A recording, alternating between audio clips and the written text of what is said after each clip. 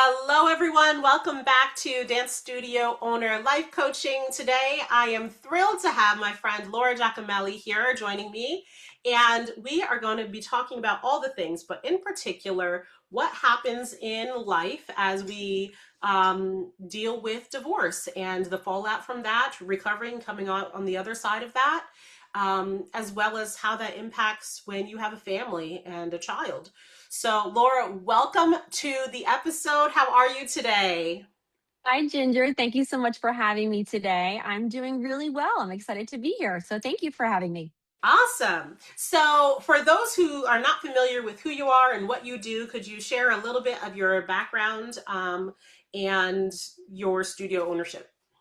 Yeah, absolutely. So, my name is Laura Giacomelli. I am the sole owner and founder of Libra Dance Studio. We are located in Warminster, Pennsylvania, which is about 30 minutes or so outside the city of Philadelphia in Bucks County. Um, we have about 3,000 square feet of facility, three studios inside going. I have 11 employees at this point, and I'm very, very blessed that they are very well trained, well rounded. We offer about 55 plus classes a week. And I'm very lucky to say that I have a really good work life balance. So I actually only teach three of those classes a week on the schedule on Monday night. So Monday night was my night last night to go into the studio. I'm also a mom to an amazing little 5-year-old boy named Cole. And yeah, the my work life balance is like number one priority for me because I am a single mom. He does have special needs, so that is something that is near and dear to my heart, and advocating for him and all of that takes up a lot of my time and is my number one priority. So, yeah, so that is like my life in a nutshell right now. Nice. So, one of the things that I mentioned was that you've got kind of all these different things going on. When was your divorce and like how long ago was that? And Mhm. um how do you feel like you are in like who you are now versus when you were married? Oh, two different people. Yeah. Um, I will say I was in year 10 when COVID hit, is when I got pregnant with Cole. Um, that was year 10 of my business. I was married at that point. We got divorced I filed for divorce in January of 2024. Um, our divorce was actually really quick. I got very lucky. I did not want to go to court. He actually did not want to go to court either. Mm. And food for thought, I had a prenup that I made him sign for my business. So that Oh, made things very very, very wise. that made things very clean when it came to, um, how are we splitting assets, right? Because my dance studio fell under a Laura Giacomelli asset that was not communal. So that's something to anyone, I will say, as a business owner, if you are thinking about getting married and you have built something to the point where that is your livelihood, I would always, always, always highly suggest a prenup.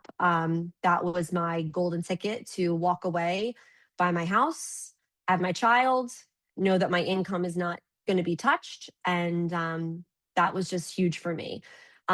It's interesting when you said, like, what is the difference of Laura married and Laura now? Laura married, I think, played a little bit smaller in her business. I think Laura, Interesting. when she was married, wasn't dreaming as big as she used to. Hmm. I think when Laura was married, she um, just made herself a little bit smaller because that worked better for the marriage that I was in. Once I got divorced, I kind of even my teachers were like, "Wow, this feels different." I was just like, who wants to do more? What else can we offer? Let's do bouncing babies and we'll start at 9 months. Let's do more birthday parties. Let's do this. Let's do that. And I just really, now we have 5 levels of competitive teams. We have a micro team for ages 4 to 6. We never had that Oh. before. Yeah, I think I just was like, you can do whatever you want to do now. There Mm. is no like we goals. There is no me having to ask what the other person wanted. It was just like, this is what I want to do. This is what I can see the business growing to. Yeah. And I think it was nice to not have someone maybe feel like intimidated or unsure about what that would mean for our personal life if it got too big or studio got to be Yeah. too much, right? Like those Mm. things. So for me personally, divorce was the only way to spread my wings fully and fly. Yeah. Yeah, as an entrepreneur. Because Yeah. I will say, I think it takes a special person to marry an entrepreneur. We're not for everybody. And I mean that in That's for the sure. best way. Yeah, it's just, we're the dreamers, we're the creators, we're the ones who, wants to keep flying forward. And when you're with someone who maybe isn't programmed like that, that's really scary or intimidating or too much for them. I got called too Yeah. much all the time. And I'm just like, well, Mm. go find less. That's all. I'm not Ooh. gonna be less, you know? That's what I Ooh. said. Just go I find love less. that. Yeah. Yeah. So a long time ago, I'm probably about that same time, 2017 or something. I was actually at a dance conference where I met a woman who said, "Yeah, I got divorced because I didn't come here to play small. That's not who I Mm. am. I didn't come here to this relationship to play small, to play it safe, to be this." Um, Yeah. and I remember hearing that and I'm like, huh, that is so interesting that whether they're being intimidated or a spouse, maybe jealous or they Yeah. feel insecure because perhaps the person who's the business owner has more outward success. It can be a challenge. Do you think that, because this is not uncommon, I've heard this before, do you think that women in a relationship dynamic tend to kind of just morph to help that other person feel better? Yes. I think we're nurturers naturally. And I think that's just something that we do. We turn into the cheerleader and turn into the you can do it, you can do it, you can do it. Um, I think that's just natural for us. We're nurturers. So yeah, and I think when that starts happening and it becomes you turn into that cheerleader, sometimes you just kind of fall into the shadows or forget that you need to be cheered on too, that you need to, be like, wow, you did that. You grew your business. Wow.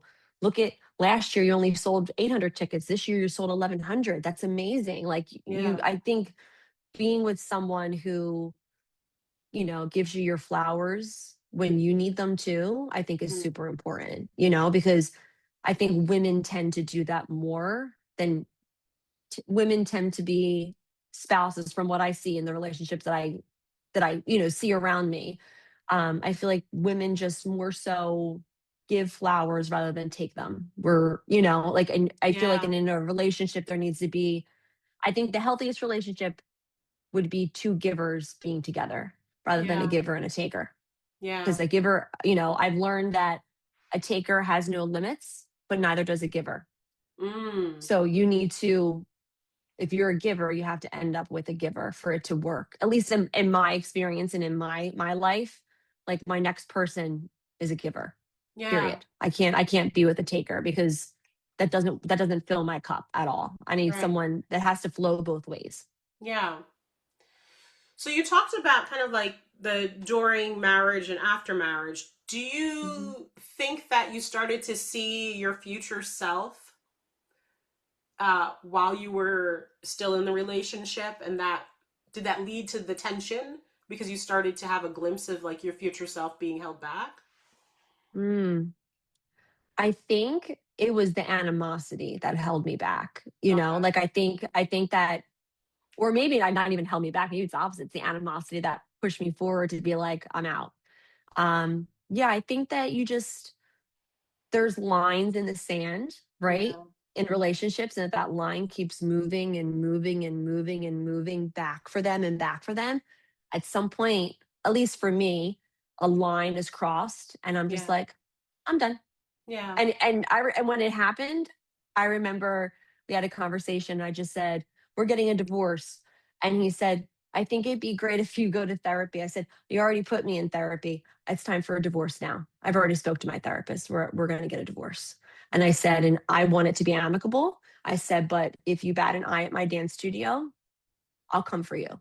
Is pretty much what I said. And I said, "You can have everything. he's has a great career. He's an engineer. So I said, what yours is yours. What's mine is mine. What I put into he said, well, I want the house. And I said, that's great. I want Cole and I want my dance studio. I won't blink at the house. You don't blink at us and we'll be good.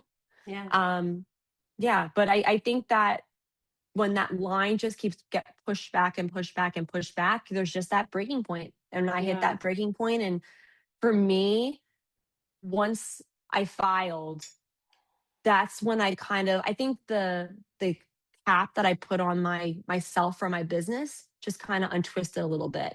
And my Yeah. brain started going like, what else do you want? What else could you Mm. do? What else, in your business, outside of your business? I'm really starting to advocate a lot for my child and I'm posting a lot online about how I'm getting him different services. And, all these moms are reaching out to me like, how did you do this? What did you do? Like all Yeah. of it. So I'm like, maybe that's a lane that I really want to go down now while having the business in the dance studio because I've delegated and set the processes up really well that I don't have to, it's a well run machine right now. I Right. don't have to Right. be there every day. So I think as that lid just kind of started loosening up and then divorce happened and I moved out and bought my house, it was like, oh, the sky's the limit. What do you want to do now? Yeah. And I was it just, everything kind of like rushed at me, like, and then opportunities like this came at me, come being on your podcast, working for Rhythm Works and doing her social media. And, that's linked up to dance teachers that are teaching neurodivergent children, which is my child, so Yeah. educating Yeah. in that realm and my studio. And do I want to do more solos? Do I want to do more choreography? And the answer is yes, I'm doing more in the summer. So there's less of there's less limits Yeah. now, the Yeah. lid is off, which is really cool. Some of the women that I coach, they have talked about how about half they're divorced and they kind of feel as though almost a bit of shame that Mm, it's a failure or something. yes. um and it's difficult because I think they are carrying, whether it's guilt or shame, they're carrying that aftermath. But I'm not seeing that so much in what you're expressing. What would you say to someone who's kind of feeling like less than or not Mm, worthy because their marriage didn't work out? yeah. I will say when I was struggling in my marriage, I started getting therapy on my own. This is Yeah. something I really spoke about freely. It's not something to be embarrassed about Yeah. because after a while I thought, maybe it's me. Maybe I'm overreacting to certain things. Maybe I'm being too sensitive. Maybe it's me, me, me. And then, like I said, when that last line was crossed, I continued with therapy and I said to myself that when you leave this marriage, you have to be okay, not just for you, but for your child, for your business, for the people who work for you, for your Yeah. family, for your parents who are going to need you as they're aging. Like, and I just said to myself, like, you're going to fix yourself. You're going to fix your brain. You're going to invest time with your friends. You're going to invest time into your own things that you love. I said to myself, if I have to pay $1,000 in therapy or $10,000 in therapy over the next few years to put my head back on straight, that's what I'm going to do because I deserve that, and Cole deserves to have a happy mom. Yeah. And I did that, and I feel like maybe therapy isn't the way to go for everybody. Maybe Right. it's going and getting yourself into your old hobbies, whether it's dance, whether it's back into art, whether it's traveling with friends, but you know what I mean? Whatever that is, but pouring back into your own cup. But I will say, I still, I think it is frowned upon in our society, even though it's like 50-50 split right now. You go into a marriage, it's 50-50. Those are the Yeah. odds, Yeah. and did my cards fall on the side of the odds that I ever expected or wanted? No, my parents have been together for 47 years. Oh, wow. And his parents were together for over 45 or before his mother passed. So we come from families that like were in it for the long haul. Hmm. So for me, I never thought divorce was on the table until those lines were crossed. And then for me, I remember saying to my therapist, how do you forgive someone for something that is like against your core values as a human being? Yeah. And the therapist said to me, you might not ever be able to, but that should be a Mm, deciding factor for you. And I was like, okay. So I feel like when the guilt and the shame or like things like that come, especially if Cole's upset, like, I missed you when I'm at daddy's house, or I don't want to go to daddy's house today. I want to stay with yeah, mommy Cole's house, and explaining that to him, it's just that's when the like, oh, he's not going to have the shared Christmases. He's not going to have those. We go to Disney World together as a family.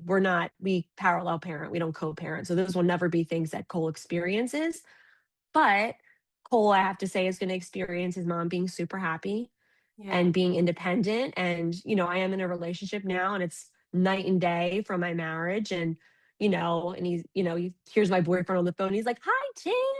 Great. Have a great day, Oh, Tim. He's like, Tim's like, hi, Cole. It's great to hear your voice, buddy. oh, He's just, so I think to myself, like, he'll have a relationship with his dad, and then the healthy relationship that he'll see is someone taking care of his mom in the right way, yeah, and I'd rather that than him seeing a relationship that's not healthy and then growing up and thinking, well, that's just normal, and that's what I should either, one, do to my partner, or right. two, what a partner should be doing to me and how I should accept to be treated, because I'm not allowing that for him, and I wouldn't want anyone to treat him the way that, you know, I've been treated, or my ex feels that I've treated him, or and any of that. I don't want Yeah, that for him. I want him to have better. And that's through having healthy examples, as we all yeah. know. Now, part of the way that you're able to have the life that you have now is things that you have set up for yourself in your business. Correct. Whether it's with your schedule or financially, what are some things that you put in place as a business owner that enabled you to, I mean, you mentioned the prenup, but what about just other things to ensure that you were basically able to stand on your own without Mhm. that worry of like, oh, like where are we going to live, what are we going to do, I don't know, I don't pay myself, like these are positions that some studio owners are like, oh wait, I I haven't been doing these things. Like, what are some things that people Right. could put in place to ensure that, Yeah. regardless whether it's a divorce or their spouse passes away suddenly, like, what are some things that Right. people could put in place? Yeah, I would say, one, making sure you're approaching your business like it's a business. This is not a hobby of yours. This is not, you know, extra spending money. Like, to me, my business was my business. I went to school for dance, and I remember saying to myself, because I come from a very blue collar family, so my parents helped with college, but I came out with tens and tens and tens of thousands of dollars in loans. And I said to myself, if I'm going to come out a dancer, I want to be able to support myself and help support a family later on. That was just always, I always had that business mind. It's something I always wanted to do. And Ginger, it might sound weird, but like my goal in life was like, I want to make this amount of money and I want to be able to raise my babies. And I've always Mm, said that since like my 20s. But because of that, I didn't get married until I was older. I didn't have Cole until 2 days before I turned 35. So, my those things in life happen later. But I will say, run your business like it's a business. I will say, know your numbers in that. Um, where are you in the red? Where are you in the green? Where are you in the yellow? Don't run classes just because, oh, but there's 3 kids in there. If it's putting you in the red, it's a business. Tell yeah, them, shift them into other classes. Like, it's making those small financial decisions in your business that's going to help build it and grow it and grow it. Because if that class has 3 kids in it, but you can cancel it and throw a hip hop class there and fill it with 16, yeah, that's now you can pay yourself. Like, I never approached my business as a hobby. My business was always going to support me and support my family. Um, and in the end, too, I want to grow something that I am able to sell. I'm at year 15. My goal is to get to 30 or 35 at least, but that puts me at, you know, 55, 60 years old. So, you mm, want to be planning for retirement. You can't just think small. If you're going to be an entrepreneur, you have to allow yourself to dream, and you have to allow yourself to think long term. And your long term goals are what? Do you want to retire by a certain age? Well, you need to be planning now. You want to be yeah, making a certain amount of money in 5 years? How are you going to get there? And that might sound overwhelming or too big for people and it scares them. Start small. Say you have your studio and you're making $1,000 a month. Okay, well, what can generate an extra $250, $500 a month. Are we going to run a camp for a parents' night out every Saturday? Run it. Yeah. You know what I mean? Like, Yeah. what are we going to add to the schedule that's going to bring more things in? Um, do you have teachers on staff who, you know, are top dollar, but their classes aren't filling? You have to think about that. Like, do you have teachers that you can get in there who are not making $75 an hour? Maybe they're more like the national average, are making 35 or 40 an hour, and you know, they should be running those classes. That doesn't make them less than like Right. those classes, right? Those teachers, like when I was teaching, that's what I was making. I was making 35, 40 an hour. My classes were packed. I love teaching. So I think making sure you have the right people in there to help you grow your business too is super important. They have the right culture, the right mentality. Yeah, I think there's a lot of steps that you can take and it can feel overwhelming, but write down your goals and just, maybe it's the first 3 months, maybe it's 6 months goal, maybe it's 1 year goal, but writing it out and seeing it visually for me always helped me. I always have my goals written down. That's very, very helpful for me. Yeah. I love that you said that because it's pretty simple to create goals, and like you said, you can start somewhere. Like you Hmm. said, if you started $1,000 a month, it's a stretch to get to like 100. But Hmm. how do we do those baby steps to get to those things? Right. So many people I've found, because I'm a goal setter too, I have found a lot of people are not. Yeah. And when And I I just don't know ask them, like, why. this is my favorite question that I ask my coaching clients. I say, like, what's your revenue goal? I don't know. How much Right. money do you want to make? Well, I never thought about it. And it's just like, okay, if you don't put your mind actively around what it is you want, then it's hard to ever achieve it. You're Right. not going to just hit some goal by pure happenstance if you don't even have a goal. So Right. I'm really glad that you mentioned that goal setting. Yeah. And I would say too, I learned like year 10, 11, like my goals were too small. When I would Oh, bring interesting. I did have a lot of mentors, and I'm very, very lucky, and I still have mentors to this day. And, sometimes I would be like, I want this many students. And she'd be like, bigger. And I'm like, this many students. She goes, bigger. And I was just kind of like, oh, I could. She's like, Laura, if you wanted another 50 students, that's just a 10% increase or 6% increase. Go bigger. Mm, And I was like, oh. So I think once you also get used to like setting those small goals, like don't be scared to set a bigger 5 year goal down the road. Because yeah, if you're setting you up for success and you're tracking your numbers and you're tracking that, whatever it is you want to get to, whether it's a salary amount, a number of kids per class, yeah, whatever it is, to be able to teach less, right? To pull yourself out of the classroom, to have enough money to support payroll, but not affect you and your money that's coming to you as an owner each month. There's many steps in between to get there, but having that long-term big goal, like I own my house right now. I want a mountain house. That's my big time goal. And I actually, oh, after this podcast, I have a meeting with my financial advisor too. And I'm like, how do I get this house paid off? And how many years will it take? How much do I have to put additional per year onto this house? And then how much should I have saved in order to then go buy a second home? Because for me, I don't want to have two mortgages. That scares right, me personally.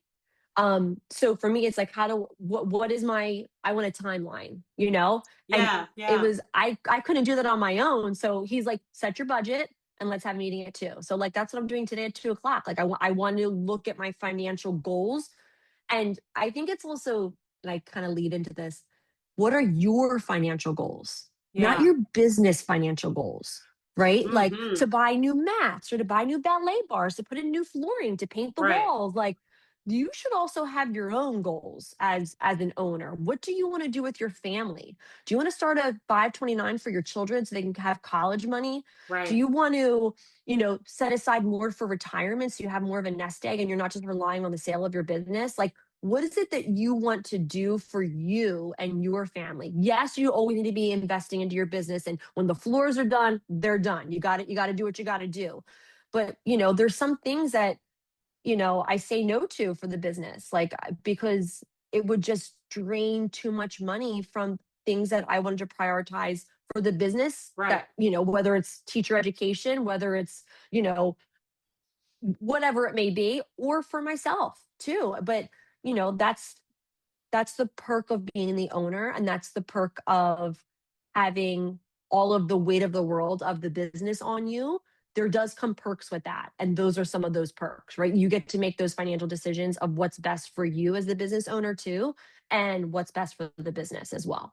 Yeah. I'm glad you mentioned the bit about having mentors throughout our journey, Hmm. who kind of push us to challenge us a bit. One of the things that I talk about a lot is having an example of what's possible. Yes. And if, for example, someone has, let's say, 300 students and they have whatever their revenue is, and they're thinking, like, this is awesome, I'm doing great. And then they meet somebody with 600 and triple the revenue, or they have not just faculty, but staff who work full time to support the business. Right. And the owner has the freedom and flexibility to care for a loved one or go on vacation, do all these other things. I think it's important to share our stories like we're doing now, because it's an example of what's possible that is different from the norm. When Yes. we only see studio owners in Facebook groups, you don't get the broad picture that there's another way. You can Hmm. be a successful businesswoman on her own, not dependent upon a partner. You can be a Right. successful businesswoman. You can make not just a living wage. I mean, some people they're struggling to make a living wage, but live comfortably. Right. To have a Right. financial advisor. I mean, like, I think just by you sharing your story, you are inspiring others with your example of what's possible, what you're able to achieve and do. Thank you. I will say that I've been surrounded by very smart mentors, even Yeah. from when I was young. My studio owner, I grew up in Philadelphia, and I went to Anna Marie's Academy of Dance. And Anna Marie, I mean, she was a female entrepreneur in the 80s. Yeah. Like, think about that. Like, and she didn't teach dance, her daughter taught. And then her daughter passed Mm. away, unfortunately. And her daughter's best friend stepped in, and she was my mentor growing up, and my dance teacher. And but I just seeing a female entrepreneur was never weird for me.